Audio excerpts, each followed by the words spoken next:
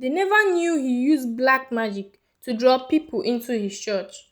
Every Sunday, the crowd would cheer, cry, and throw their money, believing they had witnessed a miracle. But behind the bright smile and loud prayers, Pastor Obinna held secrets darker than anyone could ever imagine. Secrets that even his own wife began to suspect. Pastor Obinna was loved by everyone in the small town of Umofia. Every Sunday, he performed miracles that made people cry, shout, and give money. People called him a man of God, but only his wife, Amaka, noticed the strange powders and charms hidden under the pulpit. She felt uneasy but kept quiet, thinking he might just be protecting their home.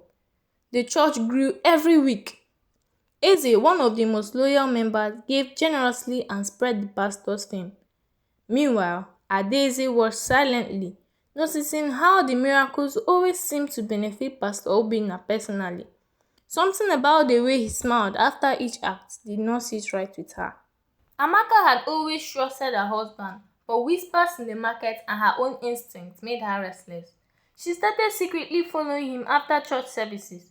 One evening, she saw him meet Chinedu near the river. They whispered, and a small black bag changed hands. Her heart sank as she realized her husband's gift might not be holy at all. She returned home that night, pretending nothing happened, but every time she saw her husband pray loudly in front of the congregation, her mind replayed the river meeting.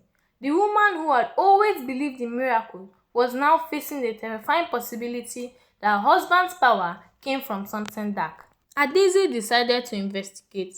She followed Pastor Obinna to the market where he picked herbs and powders from a secret cellar. She hid behind a tree and watched him whisper strange words, dropping something into a small bottle. Her curiosity turned into fear. She realized the pastor was not only lying but also using juju to control people. Determined, Adaeze returned to the church the next Sunday and tried to warn Eze. "Do you see what he really does?" she asked quietly, but Eze shook his head. His faith in the pastor was unshakable. Adaeze sighed. Sometimes truth was heavier than belief. Pastor Obinna was growing bolder. His miracles became bigger, louder, and even more dramatic. Yet, his juju spells require sacrifices, and some of his actions started to backfire. One morning, the church roof collapsed slightly during a service, scaring everyone. People whispered about curses, but Pastor Obinna laughed it off, saying it was a test from God. Amaka, however, was more determined than ever. She quickly searched their homes and found hidden charms and jars containing strange powders. Her hands trembled as she picked up one jar, noticing a label with her own name. The realization hit her like a thunderbolt. He was planning to use her in one of his juju spells. That night, Amaka waited until the house was silent. She confronted Pastor Obinna. "What is all this? What are you doing with those powders?" she demanded. Pastor Obinna laughed, a chilling sound. "Amaka, don't worry your pretty head. I'm doing God's work. People will thank me," he said smoothly. But Amaka was not afraid anymore. She grabbed the jar and threw it into the fire. The flame danced violently, and Pastor Obinna stumbled back. For the first time, he looked afraid. The power he had wielded over everyone felt useless at home, where truth had finally appeared. Chinedu, Pastor Obinna's old friend, arrived at house that night. He had been watching what Obinna has been doing for months and decided that it was time for him to intervene. "Obinna, your greed has gone too far," Chinedu said. "The spirits you play with are not loyal. They will turn their back on you." Pastor Obinna's confidence began to crumble. He pleaded with Amaka and Chinedu, saying he could control everything. But the jars, now burning, released smoke that formed strange shape in the room. The house shook lightly, as if the juju itself was rejecting him. The next Sunday, something unexpected happened. Pastor Obinna tried to perform a grand miracle, but nothing happened. The people watched in shock as his voice cracked and the holy water he sprinkled refused to touch the sick. Eze, once devoted, realized the truth and stepped back. He remembered what Adaeze told him. Adaeze smiled silently from the crowd, knowing her suspicions had been right. People began murmuring, questioning everything. The fear that Pastor Obinna had used to control them was gone, and the town of Umuofia finally saw the man behind the mask. Pastor Obinna, on his own side, was embarrassed. Pastor Obinna ran from the church, clutching his remaining charms. He stumbled into the forest, shouting for the spirits to help him, but nothing came.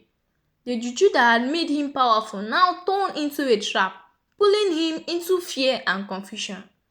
The dark powders fell to the ground, useless, as if the earth itself rejected them. Amaka followed, not to punish, but to ensure he could not harm anyone else. "This is your choice," she said firmly. "You wanted power without truth. Now live with it."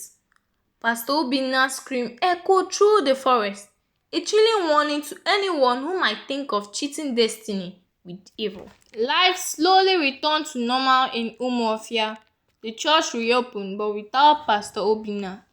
Eze and Adaeze helped the community rebuild their faith, not in a man, but in honesty, wisdom, and courage. Amaka taught others the dangers of blind trust and the importance of questioning those in power. People realized that miracles do not come from magic, but from care, effort, and truth. Children learned the story of Pastor Obinna, and the adults whispered it as a warning. Never let greed and lies guide your steps. Truth will always reveal itself. Amaka and Adaeze often walked through the market, smiling at neighbors and children. Life felt lighter without fear. Sometimes she thought of Pastor Obinna in the forest, wondering if he had learned anything at all. But she focused on the lesson for herself and the town. Power without honesty leads only to ruin. The town of Umuofia remembered the fake pastor, but more importantly, they remembered the courage of a woman who spoke the truth, a friend who revealed secrets, and the lesson that no magic can outshine wisdom. And in that memory, they found a real kind of miracle, one built on truth, love, and courage. What lesson is there to take home from this story today, my friends? Power without honesty and integrity leads only to downfall, while truth, courage, and wisdom inspire real change. If you enjoyed this story, I'm sure you won't want to miss the next one. Like and subscribe so that the next story will by no means pass you by. Until I come your way next time, this is me saying bye bye.